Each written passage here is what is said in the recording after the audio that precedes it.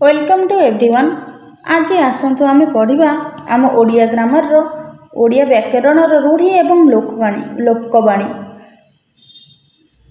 Welcome to everyone. आज आसतु आम मैंने पढ़ा आम ओडिया व्याकरण रूढ़ी एवं लोकवाणी। यह क्लास टी आपण मानकर 10वीं श्रेणी पिला एवं राज्य सरकार द्वारा आयोजित होता विभिन्न प्रतियोगितामूलक परीक्षा प्रवेशिका परीक्षा जो ओडिया व्याकरण प्रश्न आसुची समस्त विषय गुड़िक विशेष भाव में उपयोगी एवं राज्य सरकार द्वारा कराउथिबा आमर जेटी आरएसटी ओएवीएस एसएसटी ये सब एग्जाम गुड़िक यह विशेष भाव में उपयोगी। तो वर्तमान आसतु आम पढ़ा रूढ़ी एवं लोकवाणी। जदि वर्तमान पर्यंत आपण मैंने आम चैनल टी सब्सक्राइब करना तेबे ताले सब्सक्राइब करनियंतु। तो वर्तमान आसतु आम जानिबा रूढ़ी एवं लोकवाणी यही विषयटी। देखो गोटे उदाहरण रही झीटी खूब सुंदरी तार बाहागर घर को केते लोक आसिले से माने सविता को पसंद कले बाहागर स्थिर है शेष झीटी सहित पुओटीर बह है।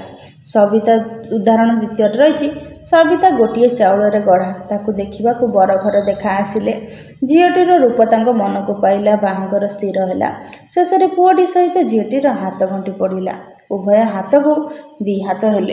देखो ये दुईटी उदाहरण देछि आम से दुईटी उदाहरण संबंध में विशेष भाव में रूढ़ी एवं लोकवाणी किभली भाव में व्यवहार करा जाउछि ताहा आमे जानिबा। एटारे दुईटी अनुच्छेद को जदि आमे लक्ष्य करबा जानिबा जे एई दुईटी अनुच्छेदर भाव समान किंतु प्रकाश करबा कौशल भिन्न भिन्न। प्रथम दृष्टांत ठार द्वितीय दृष्टांतटी अधिक सुंदर और बोधगम्य कहले आम बुझीपारे। प्रथम अनुच्छेदर केतोटी वक्तव्य द्वितीय अनुच्छेदर माने प्रकाश कराई एवं जेटी जन पड़े झीटी खूब सुंदरी ता बाहागर घर केते लोक आसिले सेपरी आउ गोटे उदाहरण सविता गोटे चाउल गढ़ा देखा किभली भाव में आम ताकू जानिबा। रूढ़ी एवं लोकवाणी व्यवहार खूब सुंदर यार अर्थ हूँ गोटे चाउल गढ़ा पसंद कले यार अर्थ मन को पाइला बाहागर है यार अर्थ हूँ हाथ गंठी पड़ा बाहा हेले यार अर्थ हूँ हाथ को दी हाथ है। गोटे चाउल गढ़ा अर्थ हूँ सबुठ अधिक सुंदरी व सुंदर गोटे चाउल गढ़ा कौन शब्दर अर्थ सुंदरी सुंदर नुहे किंतु तीनटा यदि शब्द मिसीज ताहले यार अर्थ कौन हम अर्थ हम सुंदरी बा सुंदर अर्थात गोटे चाउल गढ़ा कहले माने बहुत सुंदर। ये देखो उदाहरण रही झीटी खूब सुंदरी तो ये लिखा गोटे चाउल गढ़ा यार अर्थ प्रकाश करुच्ची। ठीक से हीपरी माने जो रूढ़ी लोकवाणी रही गोटे केते गुड़ी शब्दर अर्थ को आउ गोटे शब्द प्रकाश करता है और ताहा शुणा भल लगे और श्रुतिबोध होता है और आमको बोधगम्य होता है। तेणुक रूढ़ी लोकवाणी संज्ञा हूँ क्या कहवा देखा रूढ़ीर संज्ञा कौन सी शब्द निजस्व अर्थ छाड़ी अर्थात निजर अर्थ छाड़ी अन्य शब्द सहित मिसी स्वतंत्र अर्थात निजस्व गोटे स्वतंत्र स्वाधीन अर्थ प्रकाश कले यहाँ रूढ़ी कहुए। धातुर शब्द गढ़ा हुए शब्द क्यों गढ़ा हुए ना शब्दटी आम धातुर गढ़ा हुए गोटे शब्द अन्य शब्द गढ़ा होता है गोटे शब्द आउ गोटे शब्द भी गढ़ा हुए। शब्द तीन प्रकार शब्द केते प्रकार शब्द तीन प्रकार कौन कौन कहुए रूढ़ शब्द यौगिक शब्द और जोग रूढ़ शब्द। तेणुक शब्द हूँ तीन प्रकार रूढ़ शब्द यौगिक शब्द और जोग रूढ़ शब्द। रूढ़ शब्द क्या कहुए बर्तमान जानिबा जो शब्द प्रकृति प्रत्ययगत अर्थ प्रकाश न करी भिन्न अर्थ प्रकाश करे ताहाको रूढ़ शब्द कहुए। कौन कहुए रूढ़ शब्द कहुए अर्थात क्षत त्रयुक्त क्षेत्र क्षेत्र शब्दर प्रत्येक अर्थ हूँ जे क्षेत्रु त्राण करे मात्र यार साधारण अर्थ हूँ जाति विशेष। सेपरी घट युक्त घट घट धातुर अर्थ कौन चेष्टा करवा मात्र घट शब्दर अर्थ हूँ पात्र। सेपरी रूढ़ी बी रूह ती प्रसिद्धि उत्पत्ति व्युत्पत्ति बहिर्भूत अर्थ प्रकाशर शक्ति। तो यही भाव में आम कौन हो माने रूढ़ शब्द जहाँ प्रकृति प्रत्येक अर्थ प्रकाश न करी कौन करुच्ची भिन्न अर्थ प्रकाश करुच्ची कौन करवा रूढ़ शब्द बोली कह। से रूढ़ीर देखा रूढ़ीर केते गुड़े उदाहरण रूढ़ी प्रयोग केते गुड़े पद समष्टि व खंड वाक्य को लक्ष्य करवा एठारे किभली भाव में रूढ़ी प्रयोग कराई आम जानिबा। अंधार को टेका पकाइबा अंधार को टेका पकाइबा यह हूँ गोटे रूढ़ी। सेपरि अरण्य रोदन यह गोटे रूढ़ी। ये रूढ़ी गुड़िकर अर्थ कौन जानिबा प्रथम खंड वाक्य खंडवाक्यर अर्थ नुहे कौन से अंधारिया स्थान को टेका फोड़ा अर्थात ये जो अंधार को टेका पकड़ा ता माने नुह अंधार जगह टेका फोड़ा यही जो अंधार को टेका फोड़ा ये शब्दर अर्थ होची कौन विषय रे स्पष्ट ज्ञान बा धारणा अर्जन न करी केवल अनुमान को भित्ति करी कौन कार्य करवा अनुमान करी किसी काम करवा भावगत साम्य जहाँ था ना कहीं एथारे अंधार को टेका पकाइबा शब्द ये जो अंधार कहले शब्दर अर्थ अलग टेका अलग पकाइबा अलग किंतु ए तीनटा जो मिसी जाउछंती यार गोटे नुआ अर्थ अभिधानिक व्युत्पत्तिगत अर्थ त्याग करुछंती अभिधानिक कहले जो आमर जो अभिधान रही आमर जो डिक्शनरी कहे व्युत्पत्तिगत अर्थ अर्थात यार मूल अर्थ को परित्याग करी ये कौन करुछि गोटे नुआ अर्थ सृष्टि करुछि या कौन कहछि नुआ अर्थ सृष्टि करी अलग एक रूढ़ अर्थ को व्यक्त करछंती या रूढ़ी कुहा जाउछि अर्थात आम जानले जो ये शब्द गुड़िक सब मिशंती अंधार टेका पकाइबा ये शब्द सब मिशंती मूल अर्थ को त्याग कर गोटे नुआ अर्थ उत्पन्न कर कौन कहे ना ताहाको आम रूढ़ी बोली कहे सेहीपरि अरण्य रोदन खंडवाक्यटी अरण्य और रोदन अरण्य रोदन कहले अरण्य वन रोदन कहले कांदिबा किंतु यार अर्थ माने मूल अर्थ को छाड़ी यार अर्थ कौन हम अरण्य रोदन व्युत्पत्तिगत अर्थ त्याग कर तार अर्थ हम वृथा प्रयास अर्थात जदि आम अरण्य कांदुचे वन में कांदुचे किए शुणव कि ना कई शुणवे तेणुक यार अर्थ हूँ वृथा प्रयास अर्थ जन जो कांदे निजर कौन दुख कष्ट कि मानव मैंने जनवाई कांदे कि अरण्य तो कहीं ना कथा शुणव कि तेणुक अरण्य रोदन अर्थ हूँ वृथा प्रयास किंतु मूल अर्थ त्याग कर नुआ अर्थ प्रकाश कला वृथा प्रयास ठीक से तेणु कौन वाक्यांश मूल अर्थ को अतिक्रम कर एक विशिष्ट अर्थ व्यवहृत हेले ताहाको रूढ़ी कहुए कौन कहुए रूढ़ी कहुए प्रत्येक भाषा यार उदाहरण देखा मिले रूढ़ी प्रयोग द्वारा अभिव्यक्त सरस सुंदर हुए रूढ़ी प्रयोग द्वारा कौन हुए ना अभिव्यक्ता सरस और सुंदर हुए जुग जुगर एगुड़िक स्वतंत्र व्यंजना नहीं फुटी उठी व्यंजना कहले माने विभिन्न प्रकार जो रूढ़ी रही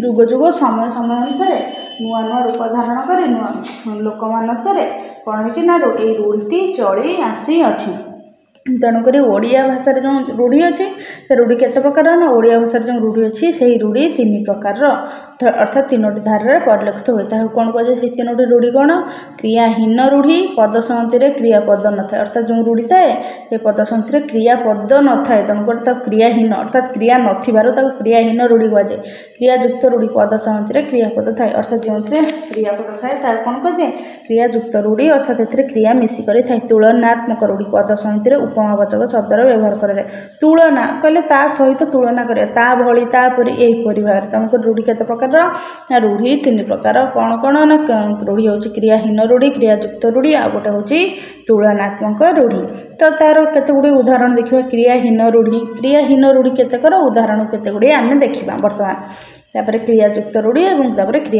क्रियाहीन रूढ़ी रे पद संहति क्रियापद न था अंधर लौड़ी असहायर सहाय यार अर्थ हूँ श्रवण कुमार तार केते गुड़े जो वाक्य तार उदाहरण श्रवण कुमार वृद्ध पितामाता अंधर लौड़ी थे अंध बुझामणा अन्याय विचार उदाहरण होउची ए तो अंध बुझामणा रीति मनीष को जब मनीष छुईला केउ बाटे जीव जाति अरण्य रोदन निष्फल प्रार्थना बा वृथा प्रार्थना आपनकर प्रश्न एभली आसत अरण्य रोदन यार अर्थ कौन आपनकर निष्फल प्रार्थना बा वृथा प्रार्थना रावण निकटरे सीतांकर आकुलता अरण्य रोदन रे परिणत होइथिला अहिनकूल संपर्क घोर शत्रुता अहि क्या कहुए अहि साप को कहुए नकूल नेउल को कहुए से मध्य बहुत शत्रुता थाए ना ना तेणुक अहिनकूल संपर्क हूँ घोर शत्रुता भाई भाई मध्य अहिनकूल संपर्क सृष्टि होगा आदौ उचित नुहे अलणा कथा मूल्यहीन कथा अर्थात अलणा खाद्य खाले आमको जब भल लगे सेपरि अलणा कथा मूल्यहीन कथा तांकर से अलणा कथा शुणा मोर बेल ना अकल गुडुम बुद्धि बणा हेबा वकिल बाबू मिछ कहूथिबा साक्षी को प्रश्न पचारि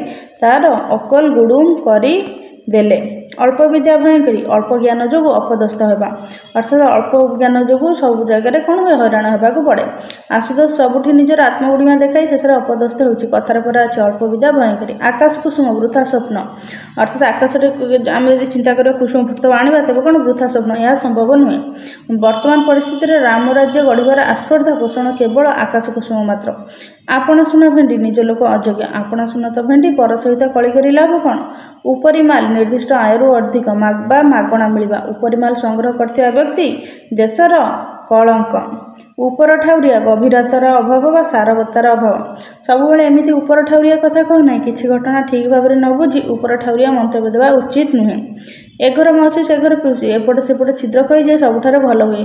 चंपा नानी कथा को मोटे विश्वास कर ना से पूरा ए घर माउसी से घर पिउसी अर्थात जे एपटे गोटे कथा कहीदेव सेपटे गोटे कथा कही झगड़ा नगे निज भल हो से ए घर माउसी से घर पिउसी कहे से लोकर कथा को विश्वास कर उचित नुहे। एक घरिकिया सामाजिक बसंत जनक एक घरिका रखा मानविक अधिकार संपूर्ण उल्लंघन। आगुरी कौन होता ना कौन अन्याय कौन असुविधा कौन भूल कर लोक को एक घर समाज में कर दि जाता कई खाद्य पानी अन्न दौन सहित कई मिशु नथिले। बर्तमान ताहा नहीं बर्तमान ता सामाजिक अधिकार उल्लंघन। ओलियार गजा जन्मर चतुर बा सियाणे से तो ओलियार गजा ताको शिखाइब कौन कर छड़ा अर्थात दायित्व न नेबा। कर कहले हाथ हाथ छाड़देवा अर्थात दायित्व आम बुझुचे तेणुक कर छड़ा रूढ़ीर अर्थ हूँ दायित्व न नेबा। समूह कार्य कर छड़ा देवा ठीक नहीं। तापर काठिकर पाठ कष्टसाध्य बजार दर जमी अल्प रोजगार चलवा काठिकर पाठ। कुहामुंडा कपिला बहु अबांतर कथा कहवा। आजिकल सस्ता राजनीति कर नेता मैंने होती कुहामुंडा कपिला अर्थात से बहुत अबांतर कथा कही था। कपाल लिखन भाग्यफल कपाल कहले मथा मथार जहाँ लिखाई जाए कौन कहे ना भाग्यफल कहे। कपाल लिखन को किए बा बदल पार तार कुंभीर कांदना छलना ऊपर ठाउरिया सहानुभूति तुमर कुंभीर कांदना मो ऊपर कौन प्रभाव पकाइब नाही। कूपमंडूक अर्थात कूह भितर रही बेंग कूह भितर रही बेंग कौन तापाई दुनिया हूँ से कूह कि कूह बाहर भी बहुत बड़ा दुनिया थाए तेणुक कहुए कूपमंडूक अर्थात संकुचित परिवेश बढ़ी। उदाहरण हूँ विजय तो गोटे कूपमंडूक ताको देश विदेश खबर पचार ना। खतगदार पद्म प्रतिकूल परिस्थिति प्रतिभार स्फुरण। खतगदार जो भाव में पंखर पद्म फुटी थाए से प्रतिकूल परिस्थिति प्रतिभार स्फुरण होता है। अर्थात रेढ़ाखोलर कंध परिवार जन्म होते भी कवि भीम होते खतगदार पद्म सदृश। गोटे चाउल गढ़ा अति सुंदर पिलाटर रूप पाऊनी कि ना से पूरा गोटे चाउल गढ़ा। गोठ खंडिया असामाजिक व्यक्ति व गोष्ठी अलग। गोठ खंडिया लोक अनेक असुविधार पड़ती। गोबर गणेश निर्बोध व मूर्ख अर्थात गणेश होती विद्या बुद्धिदाता किंतु गोबर गणेश कहले माने मूर्ख को बुझाए किसी बुद्धि न थाए। एबे भी समाज में साधारण हिसाब किताब जानी नथिबा अनेक गोबर गणेश अच्छा। घर ढिंकी कुम्भीर निज लोक शत्रु कहते। आजिकल सर्वदा माने घर ढिंकी कुम्भीर अर्थात तुम भावुव से ढिंकीटा कि जब कुम्भीर होता तेज सर्वनाश हम घरे थी ढिंकीटा तेणुकर से निज लोक शत्रु। भाई पतनर कारण घर ढिंकी कुम्भीर हेल्ले से क्या दोष देवे जपरिक रावणर भाई विभीषण घर ढिंकी कुम्भीर होता से कहुए गृहशत्रु विभीषण कहीं रावण किभली मरब ता बाहर कहीं जान ना से राम भक्त होते निज भाईर सत कथा को पदार पकई रावण मरला। घर बुड़ी पानी आंठुए अवस्था असंभाल विपद उपरी विपद। देशर करज एत घर बुड़ी पानी आंठुए तथा नेता मान राजकीय अयस कमुना। घोषा बलद कि न बुझी मुखस्त करवा। घोषा बलद हो लाभ कौन पाठ टे बुझा चेष्टा कर। छुंची माछी परीक्षा परख तन्न तन कर देखा अर्थात छुंची माछी टिक टिक करके देखा कौन कर तनखी कर ए सब कथा एमती छुंची माछी परीक्षा कले चलबनी। छका पंजा उभय पक्षर सतर्क हो। जंगल मध्य गतकाली पुलिस और चोरों मध्य छका पंजा चली जपा माली अति प्रिय नातीटी अजाईकर चपामाड़ी होइछि। जीवन मूर्छा आप्राण उद्यम अर्थात जीवन को बचाई मूर्छिक उद्यम करवा। भारतीय हॉकी दल अंतर्जातीय स्तर में देशर गौरव रक्षापी जीवन मूर्छा संग्राम करुछंती। जक मुहरे लुण अर्थात गर्व भांगा अहंकार भांगा। जगा गाँ लोक डराउला हेल्ले पुलिस आसवर जोक मुहरे लुण पर चुप रहा। तापर आम रही झाड़ बुहा धन अर्थात कष्ट अर्जित धन कष्ट कर मनुष्य धन अर्जन करता। झाड़ बुहा धन मनुष्य को प्रकृत शांति दिए अर्थात निज परिश्रम फल मनुष्य को खुशी दिए। झिमिटी खेलर महाभारत सामान्य घटनार विराट कांड व भयंकर परिस्थितिर सूत्रपात अर्थात झिमिटी खेल कहले जो आमर जो पशापाली जो खेल होता है झिमिटी खेल कहुए से सामान्य खेल कौन होता ना महाभारत सृष्टि होता। यार उदाहरण देखिए पिला कलिरु ए भयंकर परिस्थिति झिमिटी खेलू महाभारत सृष्टि व्यतीत आउ कि नुह। डेंगा मुंडर ठेंगा समस्त दृष्टि व्यक्ति उपर विपदर मात्रा अधिक थाए अर्थात जी डेंगा होता है मुंडे आग ठेंगाटी पड़ी थाए। तार उदाहरण रही ए अंचल जहाँ घटव समस्ते तोते दायी करेंगे कारण डेंगा मुंडे ठेंगा। ढोल भितर मूषा शत्रु गुप्तर घरे लुचि रही अर्थात ढोल भितर जमी मूषा लुचिक रही है शत्रुटे घर भितर लुचिक रही है अर्थात यार उदाहरण हो तू कौन गोपन रखी तो पु पूरा ढोल भितर मूषा। तेलिया मुंडर तेल थिला बाला को अधिक साहय कर ए समाज सब तेलिया मुंडर तेल किंतु गरीबर अवस्था तलकू तलकू जाऊँगी। देह लगा अति विश्वास अर्थात देह को जमी गोटे जिन लगी था यार से रूढ़ी रही देह लगा ଅତି ବିଶ୍ୱସ୍ତ ଦୟାନିଧି ଦୀନବନ୍ଧୁ ବାବୁଙ୍କର ଦେହ ଲଗା ବନ୍ଧୁ। ନଈ ନ ଦେଖୁଣୁ ଲଙ୍ଗଳା ବିପଦ ନ ଆସୁଣୁ ଛାନିଆ ହେବା। ନଈ ନ ଦେଖୁଣୁ ଲଙ୍ଗଳା ହେଲେ ବିପଦକୁ ସାମ୍ନା କରିବା ଦୁଃସାଧ୍ୟ ହେବ। ଅର୍ଥାତ୍ କିଛି ଲୋକ ଥାନ୍ତି କହନ୍ତି ନଈରେ କେତେ ପାଣି, କେତେ ବଢ଼ି ପାଣି ହେଇଛି, ସିଧା ଯିବା ନଈକୁ ଡେଇଁବା। ନଈକି ପର୍ଯ୍ୟନ୍ତ ନ ଯାଇ ପାଣି କେତେ ଅଛି ନ ଦେଖିକି ନଈ ପୂର୍ବରୁ କ'ଣ କପଡ଼ାପତ୍ର ସବୁ ଖୋଲିକିରି ନଈକୁ ଡେଇଁବା ପାଇଁକି ମାନେ କାଳେ ଓଦା ହେଇଯିବ ସେଇଟାକୁ ଦେଖିକି ଆଗ ଡରିକିରି ସବୁ ସାଇଜ୍ କରି ରଖିବା ବା ରେଡ଼ି ହେଇଯିବା। ଏଇ ପ୍ରକାର ଭାବରେ ଛାନିଆ ହୋଇଯିବା। ତେଣୁକରି ତାକୁ କ'ଣ କହୁଛେ ନଈ ନ ଦେଖୁଣୁ ଲଙ୍ଗଳା ଅର୍ଥାତ୍ ବିପଦ ନ ଆସୁଣୁ ଛାନିଆ। ନଈ ନ ଦେଖୁଣୁ ଲଙ୍ଗଳା ହେଲେ ବିପଦକୁ ସାମ୍ନା କରିବା ଦୁଃସାଧ୍ୟ ହେବ। ନ ଛୋଡ଼ ବନ୍ଧା ଏକ ଜିଦିଆ ତାଙ୍କର ନ ଛୋଡ଼ ବନ୍ଧା ମନୋଭାବ ଯୋଗୁଁ ପରିବାରଟା ଉଜୁଡ଼ିଗଲା। ନାଟର ଗୋବର୍ଦ୍ଧନ ଅନର୍ଥର ମୂଳ ଗାଁ ସରପଞ୍ଚ ଟାଉଟର ହରିମିଶ୍ର ସବୁ ନାଟର ଗୋବର୍ଦ୍ଧନ। ଫାଙ୍କା ଆୱାଜ ବୃଥା ଧମକ ତୁମର ଫାଙ୍କା ଆୱାଜରେ ଡରିଯିବା ଲୋକ ମୁଁ ନୁହେଁ। ଫଟା କପାଳ ମନ୍ଦ ଭାଗ୍ୟ ଅର୍ଥାତ୍ ମୁଣ୍ଡ ଫାଟିଯିବା ଯାହା କପାଳ କହିଲେ ଭାଗ୍ୟ ବୋଲିକି ଆମେ ଏଠାରେ ବୁଝୁଛେ ତା ଫାଟିଯିବା ଅର୍ଥାତ୍ ମନ୍ଦ ଭାଗ୍ୟ।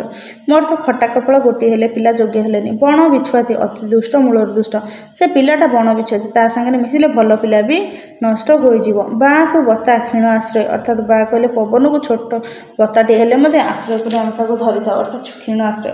ମହାବାତ୍ୟା ଅଞ୍ଚଳରେ ମୁଣ୍ଡ ଗୁଞ୍ଜିବାକୁ ଲୋକମାନେ ତିଆରି କରିଥିବା ଝାଟିମାଟି ଘରଗୁଡ଼ିକୁ ବାଆକୁ ବତା ପରି ଅର୍ଥାତ୍ ଏତେ ବତାସ ଆସିଲା ଯେ ସେଇ ଯେଉଁ ଘର ଥିଲା ସେ ବାଆକୁ ବତା ପରି ଅର୍ଥାତ୍ କ୍ଷୀଣ ଆଶ୍ରୟ ଉଡ଼ି ଯାଇଥିଲା, ସବୁ ନଷ୍ଟ ହୋଇଯାଇଥିଲା। ବାପରାଣ ଢିଙ୍କି ଗିଳି ବାଧ୍ୟ କରିବା ମୁଁ ତ ଏ କାମ କରିପାରିବିନି ବୋଲି ବାରମ୍ବାର କହିଲି। ମୋତେ ବାପରାଣ ଢିଙ୍କି ଗିଳି କଥା କହୁଛୁ କାହିଁକି? ଅର୍ଥାତ୍ ସେ ଢିଙ୍କି ଗିଳିବାକୁ ରାଜି ନାହିଁ, ତାକୁ ବାପାରାଣ ପକାଇକିରି ଢିଙ୍କି ଗିଳଉଛନ୍ତି। ତାର ବାହାଘର ବେଳେ ବାଇଗଣ ରୁଆ ଆଗରୁ ପ୍ରସ୍ତୁତ ନ ହୋଇ ଶେଷ ମୁହୂର୍ତ୍ତରେ କାର୍ଯ୍ୟ ଆରମ୍ଭ କରିବ। ଯେତେବେଳେ ବାହାଘର ହୋଇଥାଏ ବାଇଗଣର ତରକାରୀ ବା ବାଇଗଣର କିଛି ଆଇଟମ୍ ହେବ ବୋଲିକି ସେହି ସମୟରେ ବାଇଗଣ ନଥାଏ କିନ୍ତୁ ବାଇଗଣ ଗଛ ଯାଇ ରୁହନ୍ତି ଅର୍ଥାତ୍ ତେଣୁକରି ଆଗରୁ ପ୍ରସ୍ତୁତ ନ ହୋଇ ଶେଷ ମୁହୂର୍ତ୍ତରେ କାର୍ଯ୍ୟ କରିବା। ପରୀକ୍ଷା ବେଳେ ବହି କିଣା ବାହାଘର ବେଳେ ବାଇଗଣ ରୁଆ ସହିତ ସମାନ ଅର୍ଥାତ୍ ପରୀକ୍ଷା ପୂର୍ବରୁ ପ୍ରସ୍ତୁତ ନ ହୋଇ ପରୀକ୍ଷା ସମୟରେ ଅଧିକ ପଢ଼ିଲେ କ'ଣ ହୁଏ ନା ତାହା ବାହାଘର ବେଳେ ବାଇଗଣ ରୁଆ ପରି। ବାଘ ଘରେ ମିରିଗ ନାଟ ମୁରବୀଙ୍କ ଅନୁପସ୍ଥିତିରେ ବିଶୃଙ୍ଖଳା ସୃଷ୍ଟି କରେ ଅର୍ଥାତ୍ ବାଘ ଯଦି ନଥିବ ତା ଘରେ ମିରିଗ କ'ଣ ଆସିକି ନାଟ କରିବ କାହିଁକିନା ବାଘ ନଥାଏ ତାକୁ ଡରନ୍ତି କିନ୍ତୁ ବାଘ ଥିବ ଯଦି କ'ଣ ସେ ରହିବ କି ବାଘ ତାକୁ ଖାଇଦେବ। ଠିକ୍ ସେହିପରି ମୁରବୀଙ୍କ ଅନୁପସ୍ଥିତିରେ ବିଶୃଙ୍ଖଳା ସୃଷ୍ଟି କରିବା ଏହାର ଅର୍ଥ। ଘରେ ବାପା ନଥିବାରୁ ମୁନା ଘରକୁ ପକାଉଛି ଉଟା ହେଉଛି ଏ ତ ବାଘ ଘରେ ମିରିଗ ନାଟ ଚାଲିଛି। ବିରାଡ଼ି ବୈଷ୍ଣବ ବା ବକ ଧାର୍ମିକ ଅର୍ଥାତ୍ ଯଦି ବିରାଡ଼ିକୁ କିଏ ବୈଷ୍ଣବ ହେବା ଦେଖିଛ ଅର୍ଥାତ୍ ସେ ଆଇଁଷ ଛାଡ଼େନି। ବକ ଧାର୍ମିକ ବଗ କ'ଣ ଆଇଁଷ ଛାଡ଼େ କି ନା ଅର୍ଥାତ୍ ଠକ ଏମାନେ ଠକିକିରି ଆଇଁଷ ଖାଇଥାନ୍ତି। ତେଣୁକରି ବିରାଡ଼ି ବୈଷ୍ଣବ ବକ ଧାର୍ମିକର ଅର୍ଥ ହେଉଛି ଠକ। ଏହାର ଉଦାହରଣ ଦେଖିବା ଧର୍ମ ପ୍ରଚାର ନାଁରେ ଅନେକ ବିରାଡ଼ି ବୈଷ୍ଣବ ସାଧୁ ରୂପେ ଆମ ସମାଜରେ ବୁଲୁଛନ୍ତି। ବୋଝ ଉପରେ ନଳିତା ବିଡ଼ା ଦୁଃଖ ଉପରେ ଦୁଃଖ ଯଦି ମୁଣ୍ଡରେ ଗୋଟେ ବୋଝ ନେଇଥିବ ତା ମୁଣ୍ଡ ଉପରେ ଆଉ ଗୋଟେ ନଳିତା ବିଡ଼ା ଥୋଇଦେବେ ଏହା କ'ଣ ଦୁଃଖ ଉପରେ ଦୁଃଖ। ତାଙ୍କର ସ୍ୱାମୀ ଦୁର୍ଘଟଣାରେ ପ୍ରାଣ ହରାଇଲେ ପରେ ପୁଅଟି ଚାଲିଗଲା ଏବଂ ତାଙ୍କ ଅବସ୍ଥା ବୋଝ ଉପରେ ନଳିତା ବିଡ଼ା ପଡ଼ି। ରାଣ୍ଡି ପୁଅ ଅନନ୍ତା ବା ଲଙ୍ଗଳା କଟୁରୀ ଚାରି ଦୌଡ଼ି କଟା ଏହାର ଅର୍ଥ ହେଉଛି ଅନ୍ୟାୟତ ବା ଶାସନ ବାହାରେ। ରାଣ୍ଡି ପୁଅ ଅନନ୍ତା ଗପ ଆପଣମାନେ ସମସ୍ତେ ଶୁଣିଥିବେ। ଏହା କ'ଣ ହୋଇଥାଏ ନା ରାଣ୍ଡି ପୁଅ ଅନନ୍ତା ତାର ବାପା ନଥିବାରୁ ସେ କ'ଣ କରେ ବହୁତ ଉଦ୍ଧତ ହୋଇଯାଇଥିଲା, ଯାହା ଇଚ୍ଛା ତାହା କରୁଥିଲା। ଲଙ୍ଗଳା କଟୁରୀ ଅର୍ଥାତ୍ ଯେଉଁ କଟୁରୀରେ ବେଣ୍ଟ ନଥାଏ।